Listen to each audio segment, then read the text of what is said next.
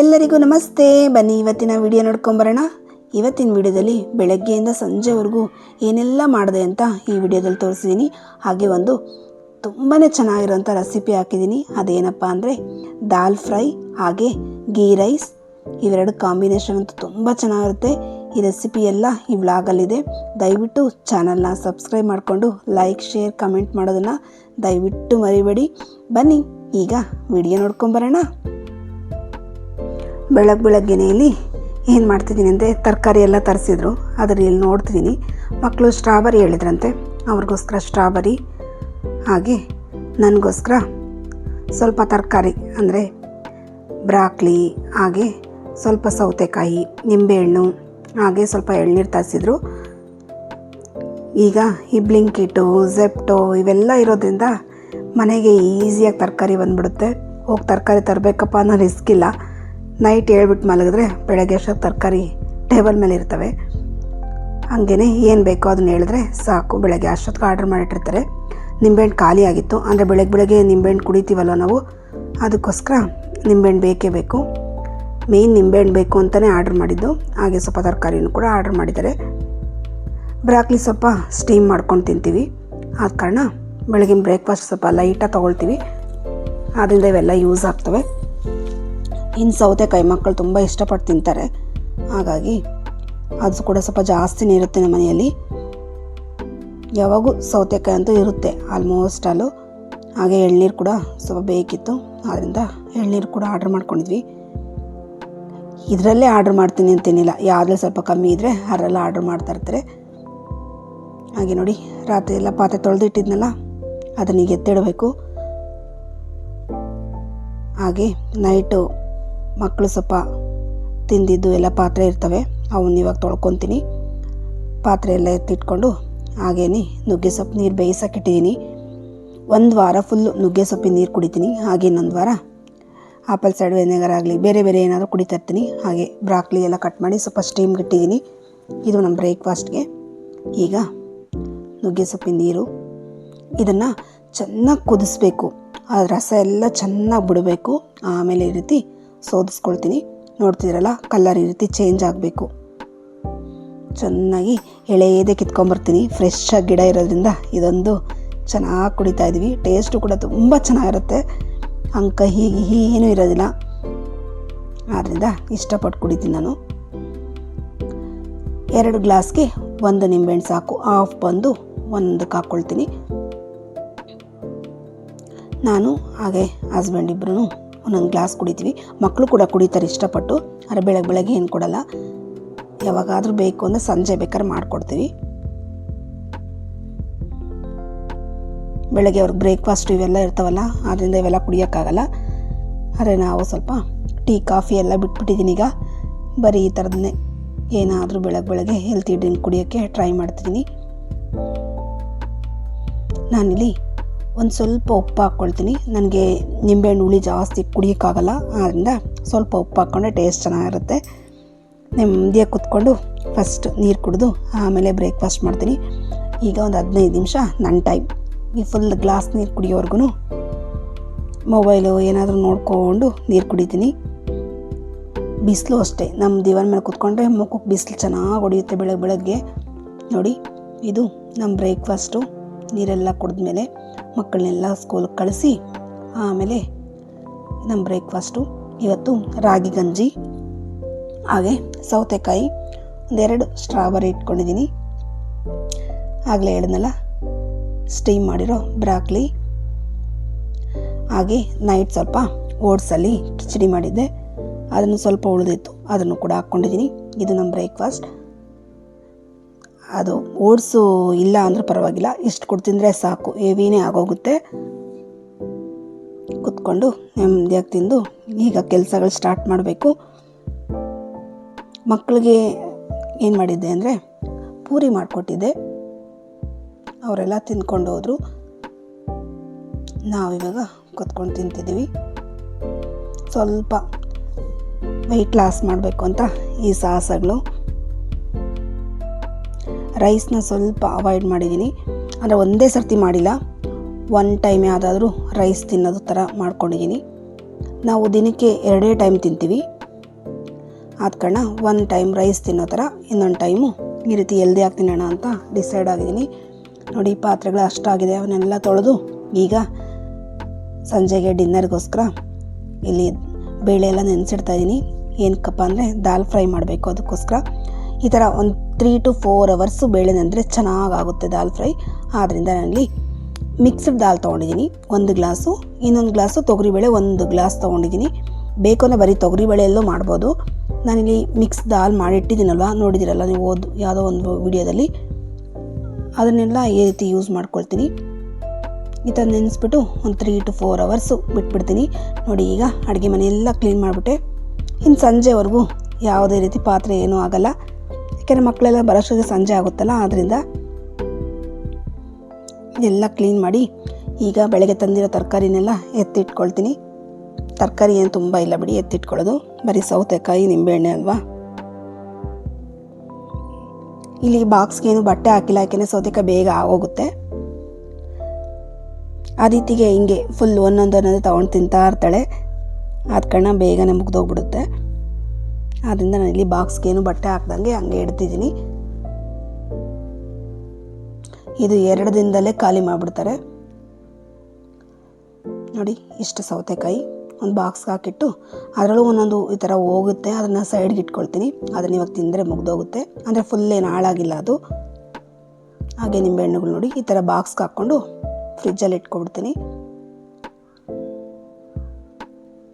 ನಿಂಬೆಹಣ್ಣು ಅಷ್ಟೇ ತುಂಬಾ ಯೂಸ್ ಆಗುತ್ತೆ ನಮ್ಮ ಮನೆಯಲ್ಲಿ. ಇದನ್ನೆಲ್ಲ ಈಗ ಫ್ರಿಜ್ಜಲ್ಲಿ ಇಟ್ಕೊಳ್ತೀನಿ. ಹಾಗೆ 2 ಖಾಲಿ ಮಾಡಿದೆ ಆಗಲೇ ಬ್ರಾಕ್ಲಿ, ಇನ್ನೆರಡು ಇದೆ, ಅದು ನಾಳೆಗಾಗುತ್ತೆ. ಒಂದಿನ ಬಿಟ್ಟು ನೆಕ್ಸ್ಟ್ ಡೇ ತರಕಾರಿ ಮತ್ತೆ ತರಿಸ್ಕೊಳ್ತೀನಿ. ಖಾಲಿ ಆಗುತ್ತೆ ಅಂತ ಗೊತ್ತಾಗಿದ್ದ ತಕ್ಷಣ ನೈಟ್ ಹೇಳಿದ್ರೆ ಸಾಕು.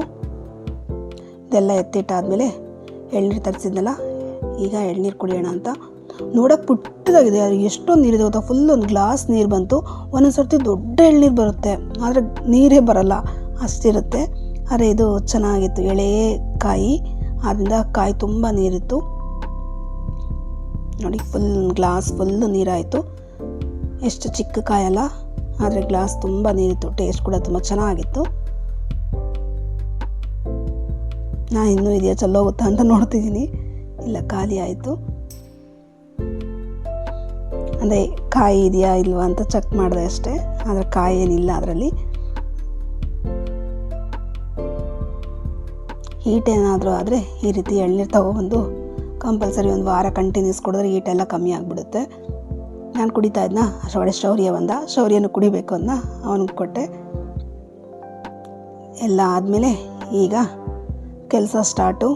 ಏನಪ್ಪ ಅಂದರೆ ರಾಗಿ ಹಿಟ್ಟೆಲ್ಲ ಆಡಿಸ್ಕೊಬಂದಿದ್ನಲ್ಲ, ಆಗಲೇ ನಿಮ್ಗೊಂದು 2-3 ವಿಡಿಯೋ ಹಿಂದೆ ತೋರಿಸಿದೆ. ಇದು 1 ವಾರ ಆದಮೇಲೆ ರಾಗಿ ಹಿಟ್ಟನ್ನ ಜರಡೆ ಮಾಡ್ತಾಯಿದ್ದೀನಿ. 1 ವಾರ ಫುಲ್ ಹಂಗೆ ಇಟ್ಟಿದ್ದೆ, ಅಂದರೆ ಹಳೆ ರಾಗಿ ಹಿಟ್ಟಿತ್ತು, ಆದ್ದರಿಂದ ಅದು ಯೂಸ್ ಮಾಡ್ಕೊಳ್ತಾ ಇದ್ದೆ. ನಾನಿಲ್ಲಿ ಜರಡಿ ಮಾಡ್ಕೊಳ್ತಾ ಇದ್ದೀನಿ. ಹಸ್ಬೆಂಡ್ ಇಲ್ಲಿ ಹಳಸಿನಣ್ಣು ತಂದಿದ್ರು, ಅದನ್ನು ಕಟ್ ಮಾಡ್ತಾ ಇದ್ದಾರೆ. ಒಬ್ಬಳೇ ಬೋರ್ ಆಗ್ತಿತ್ತಲ್ಲ, ಅವ್ರಿಗೂ ಪೈಲಿಗೆ ಬಂದು ಕಟ್ ಮಾಡ್ಕೊಂಡು ಕೂತ್ಕೊಂಡ್ರು. ನೋಡಿದ್ರಲ್ಲ ಆಗಲೇ ಎಷ್ಟು ಚೆನ್ನಾಗಿದ್ದೆ. ಈಗ ನೋಡಿ ಎಲ್ಲ ಸಿಟ್ಟು ಮೈ ಮೇಲೆ ಹಾಕ್ಕೊಂಡು ಹೇಗಿದ್ದೀನಿ, ಆ ಕಡೆ ಒಂದು ಈ ಕಡೆ ಒಂದು ನೋಡಿ ಹೆಂಗೆ ಕುಂತಿದ್ದಾವೆ. ಅವಕ್ಕೂ ಹಳಸಿನಣ್ಣು ಅಂದರೆ ತುಂಬ ಇಷ್ಟ, ಅದಕ್ಕೆ ಆ ಕಡೆ ಈ ಕಡೆ ಹೋಗಲ್ಲ, ಹಳಸಿನಣ್ಣು ಕಟ್ ಮಾಡೋವ್ರಿಗೂ ಅಲ್ಲೇ ಇರ್ತವೆ.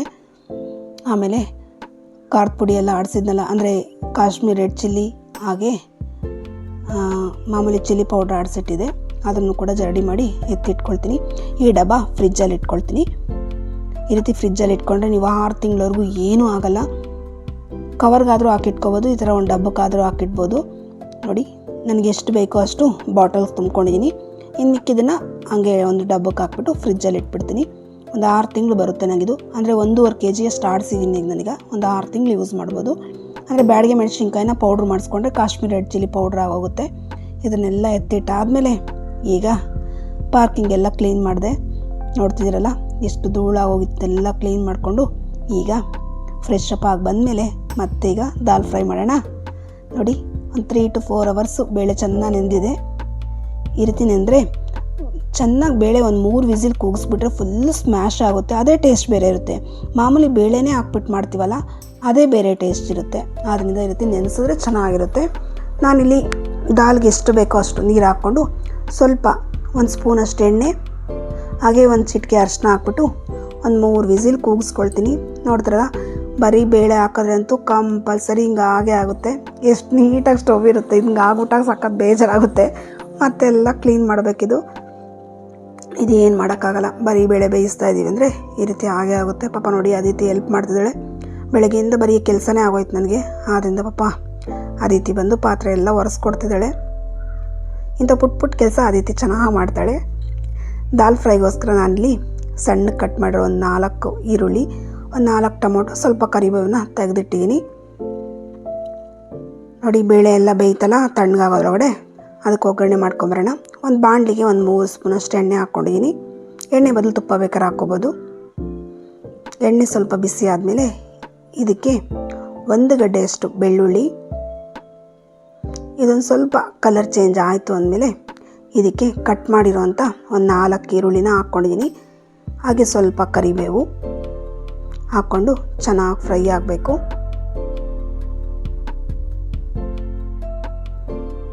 ಈರುಳ್ಳಿ ಕಲರೆಲ್ಲ ಸ್ವಲ್ಪ ಚೇಂಜ್ ಆಗಬೇಕು. ಆಮೇಲೆ ಇದಕ್ಕೆ ಕಟ್ ಮಾಡಿರೋಂಥ ಟೊಮೊಟೊ, ಒಂದು 4 ಟೊಮೊಟೊ ಹಾಕ್ಕೊಂಡಿದ್ದೀನಿ ನಾನು.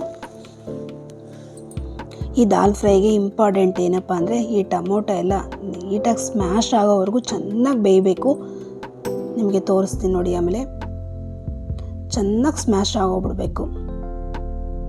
ಅದು ಬೇಯ್ತಾ ಇರಲಿ. ಈಗ ಬೇಳೆ ನೋಡ್ಕೊಂಬರೋಣ. ನೋಡ್ತಿದ್ದೀರಲ್ಲ, ನಾನಿನ್ನೂ ಏನು ಮಾಡೇ ಇಲ್ಲ, ಆಗಲೇ ಎಷ್ಟು ಚೆನ್ನಾಗಿ ಸ್ಮ್ಯಾಶ್ ಆಗೋಗಿದೆ ಅಂತ. ಈ ರೀತಿ ಚೆನ್ನಾಗಿ ನೆನೆಸ್ಕೊಂಡ್ರೆ ಬೇಳೆ ಥರ ಸ್ಮ್ಯಾಶ್ ಆಗುತ್ತೆ. ನಾವೇನು ಸ್ಮ್ಯಾಶರಲ್ಲಿ ಚೆನ್ನಾಗಿ ಸ್ಮ್ಯಾಶ್ ಮಾಡಬೇಕು ಅನ್ನೋದಿರಲ್ಲ, ಅಷ್ಟು ಈಸಿಯಾಗಿ ಸ್ಮ್ಯಾಶ್ ಆಗೋಗಿರುತ್ತೆ.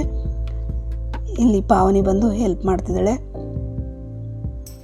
ಯಾವಾಗೂ ಏನು ಬರಲ್ಲ ಅವಳು, ಏನೋ ಪಾಪ ಬಂದಿದ್ದಾಳಷ್ಟೇ ಇವತ್ತು ಮಾಡ್ತೀನಿ ಅಂತ.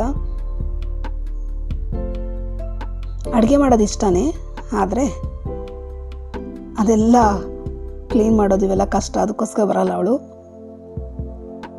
ನೋಡಿದ್ರಲ್ಲ, ಟೊಮೊಟೊ ಈ ರೀತಿ ಚೆನ್ನಾಗಿ ಸ್ಮ್ಯಾಶ್ ಆಗಬೇಕು. ಎಷ್ಟು ಚೆನ್ನಾಗಿ ಸ್ಮ್ಯಾಶ್ ಆದರೆ ದಾಲ್ ಫ್ರೈ ಅಷ್ಟು ಚೆನ್ನಾಗಿ ಬರುತ್ತೆ. ಎಣ್ಣೆ ಎಲ್ಲ ಬಿಟ್ಕೊಬೇಕು, ಅಲ್ಲಿವರೆಗೂ ಚೆನ್ನಾಗಿ ಸ್ಮ್ಯಾಶ್ ಮಾಡಬೇಕು.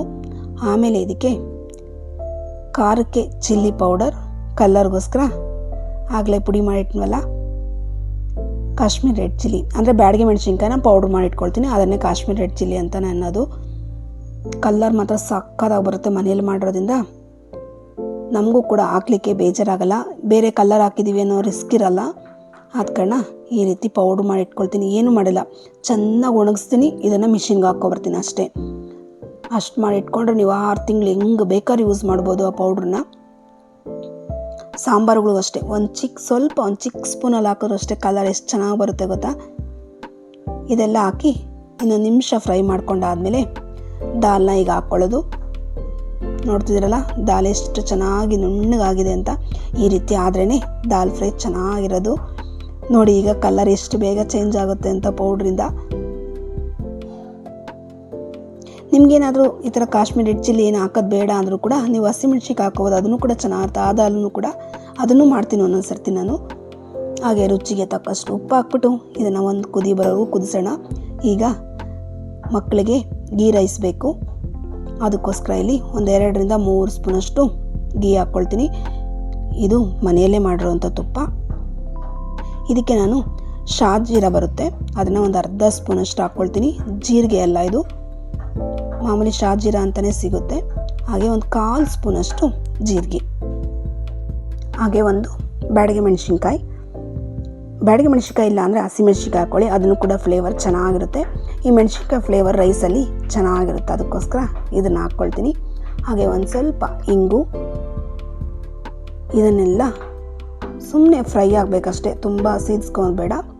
ತಕ್ಷಣವೇ ರೈಸ್ ಹಾಕ್ಕೊಳ್ತೀನಿ. ಇದು ಮಾಮೂಲಿ ರೈಸೇ, ಬೇಕು ಅಂದರೆ ಬಾಸುಮತಿ ಹಾಕ್ಕೊಬೋದು, ಅದನ್ನು ಕೂಡ ಚೆನ್ನಾಗಿ ಬರುತ್ತೆ. ಇದು ಮಾಮೂಲಿ ಸೋನಾ ಮಸೂರಿ ಅಕ್ಕಿನೇ ಹಾಕ್ಕೊಳ್ತಿದ್ದೀನಿ. ನಾನಿಲ್ಲಿ ಒಂದು 2 ಗ್ಲಾಸಷ್ಟು ಅಕ್ಕಿ ತೊಗೊಂಡಿದ್ದೀನಿ. ಮಾಮೂಲಿ 2 ಗ್ಲಾಸ್ಗೆ 4 ಗ್ಲಾಸ್ ನೀರು ಹಾಕ್ಕೊಂಡ್ರೆ ರೈಸ್ ಅಂತೂ ಚೆನ್ನಾಗಿ ಬರುತ್ತೆ. ಯಾಕೆಂದರೆ ತುಪ್ಪ ಬೇರೆ ಹಾಕಿರ್ತೀವಲ್ಲ, ಆದ್ದರಿಂದ ಬಿಡಿ ಬಿಡಿಯಾಗಿ ಬರುತ್ತೆ. ರುಚಿಗೆ ತಕ್ಕಷ್ಟು ಉಪ್ಪು ಹಾಕ್ಕೊಳ್ತೇನೆ. ಸ್ವಲ್ಪ ಉಪ್ಪು ಕಡಿಮೆನೇ ಹಾಕ್ಕೊಳ್ಳಿ, ಯಾಕೆಂದರೆ ದಾಲಲ್ಲೂ ಹಾಕಿರ್ತೀವಲ್ಲ, ಆದ ಕಾರಣ ಉಪ್ಪು ಸ್ವಲ್ಪ ಕಡಿಮೆನೇ ಹಾಕ್ಕೊಂಡು ಈ ರೈಸ್ನ ಮಾಡ್ಕೋಬೇಕು. ಉಪ್ಪೇನಕ್ಕಪ್ಪ ಹಾಕೊಂಡು ಬರೀ ರೈಸ್ ತಿಂದ್ರೂ ಕೂಡ ಚೆನ್ನಾಗಿರುತ್ತೆ, ಅದರಿಂದ ಉಪ್ಪು ಹಾಕ್ಕೊಳ್ತೀನಿ. ಇದನ್ನು ಈಗ ಒಂದು 3 ವಿಸಿಲ್ ಬರೋವರೆಗೂ ಸೈಡ್ಗೆ ಇಡ್ತೀನಿ. ಈಗ ದಾಲ್ ಫ್ರೈಗೆ ಒಗ್ಗರಣೆ ಮಾಡ್ಕೊಳ್ತಿದ್ದೀನಿ. ಇದಕ್ಕೆ ಒಂದು 2 ಸ್ಪೂನಷ್ಟು ತುಪ್ಪ ಹಾಕ್ಕೊಂಡಿದ್ದೀನಿ. ಈಗ ಒಂದು ಅರ್ಧ ಸ್ಪೂನು ಜೀರಿಗೆ, ಹಾಗೆ ಸ್ವಲ್ಪ ಇಂಗು, 1 ಬ್ಯಾಡಗಿ ಮೆಣಸಿನ್ಕಾಯಿ. ನಾನು ಎಲ್ಲದಕ್ಕೂ ಬ್ಯಾಡಗಿ ಮೆಣಸಿನ್ಕಾಯಿ ಹಾಕಿರೋದ್ರಿಂದ ಬ್ಯಾಡಗಿ ಮೆಣಸಿನ್ಕಾಯಿ ಹಾಕ್ಕೊಂಡಿದ್ದೀನಿ. ಬೇಕಂದ್ರೆ ಹಸಿ ಮೆಣಸಿನ್ಕಾಯಿ ಹಾಕ್ಕೋಬೋದು, ಟೇಸ್ಟ್ ಚೆನ್ನಾಗಿರುತ್ತೆ. ನೋಡ್ತಿದ್ರಲ್ಲ ಮೆಣಸಿನ್ಕಾಯಿ ಯಾವ ರೀತಿ ಒಣಗಿದೆ ಅಂತ. ಈ ರೀತಿ ಚೆನ್ನಾಗಿ ಒಣಗಿದ್ರೆ ಪೌಡ್ರ್ ಮಾಡಿಕೊಂಡ್ರೆ ಚೆನ್ನಾಗಿರುತ್ತೆ. ಈಗ ಇದೆಲ್ಲ ಒಗ್ಗರಣೆ ಆದಮೇಲೆ ನಾನಿಲ್ಲಿ ಒಂದು 1/4 ಸ್ಪೂನಷ್ಟು ಕಾಶ್ಮೀರಿ ರೆಡ್ ಚಿಲ್ಲಿ ಹಾಕ್ಕೊಂಡಿದ್ದೀನಿ. ಇದು ಒಳ್ಳೆ ಕಲರ್ ಕೊಡುತ್ತೆ. ಆದ್ದರಿಂದ ಸ್ವಲ್ಪ ಕರಿಬೇವು ಹಾಕ್ಕೊಂಡು ಒಗ್ಗರಣೆ ಎಲ್ಲ ಚೆನ್ನಾಗಿ ಮಾಡಿಕೊಂಡು ಈಗ ಇದನ್ನು ದಾಲ್ ಫ್ರೈಗೆ ಸೇರಿಸ್ಕೊಳ್ಳೋಣ. ನೋಡ್ತಿದ್ದೀರಲ್ಲ ದಾಲ್ ಫ್ರೈ ಎಷ್ಟು ಕಲರ್ ಬಂದಿದೆ ಅಂತ. ಈ ಕಲರ್ ಬೇಕು ಅಂದರೆ ಕಾಶ್ಮೀರಿ ರೆಡ್ ಚಿಲ್ಲಿ ಹಾಕ್ಕೊಳ್ಳೇಬೇಕು. ಈಗ ಸ್ಟವ್ ಆಫ್ ಮಾಡಿಕೊಂಡ್ರೆ ದಾಲ್ ಫ್ರೈ ರೆಡಿ ಆಯಿತು.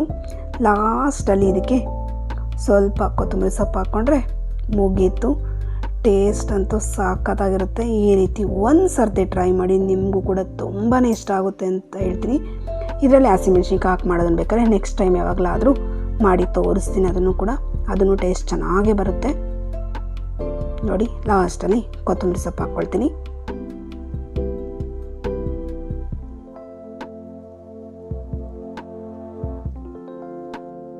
ನಾನಿಲ್ಲಿ ಹಪ್ಪಳ ಮಾಡ್ಕೊಳ್ತೀನಿ. ದಾಲ್ಗೆ ಏನಾದರೂ ಕಾಂಬಿನೇಷನ್ ಬೇಕಲ್ಲ, ಹಪ್ಪಳ ಆಗಲಿ ಬಜ್ಜಿ ಆಗಲಿ ಥರ ಬೋಂಡ ಏನಾದರೂ ಇದ್ದರೆ ತಿನ್ನಲಿಕ್ಕೆ ಸಾಕಾಗಿರುತ್ತೆ. ನಾನಿಲ್ಲಿ ಬಜ್ಜಿ ಮಾಡ್ಕೊಳ್ತಿಲ್ಲ, ಹಪ್ಪಳ ಮಾಡ್ಕೊಳ್ತಿದ್ದೀನಿ. ಸ್ವಲ್ಪ ಡಯಟ್ ಮಾಡ್ತೀನಲ್ಲ ಆದ ಕಾರಣ, ಇಲ್ಲಾಂದರೆ ಬಜ್ಜಿನೇ ಮಾಡ್ಕೊಳ್ತಾ ಇದ್ದೆ. ಹಪ್ಪಳ ಎಲ್ಲ ಮಾಡ್ಕೊಂಡ್ಮೇಲೆ ಹಾಗೆ ರೈಸ್ದು ಕೂಡ ಕುಕ್ಕರ್ ತಣ್ಣಗಾಗಿದೆ, ಅದನ್ನು ಕೂಡ ತೋರಿಸ್ತೀನಿ. ನೋಡಿ ಹಪ್ಪಳ ಬಂದು ಕೊಂಡ್ಕೊಂಬಂದಿರೋದೆ, ಮನೆ ಹಪ್ಪಳ ಅಲ್ಲ. ಹಪ್ಪಳ ಎಲ್ಲ ರೆಡಿ. ಈಗ ಗೀ ರೈಸ್ ನೋಡ್ಕೊಂಬರೋಣ. ನೋಡಿ ಎಷ್ಟು ಸಿಂಪಲ್ಲಾಗಿದೆ, ಟೇಸ್ಟ್ ಅಂತೂ ಸಾಕತ್ತಾಗಿರುತ್ತೆ.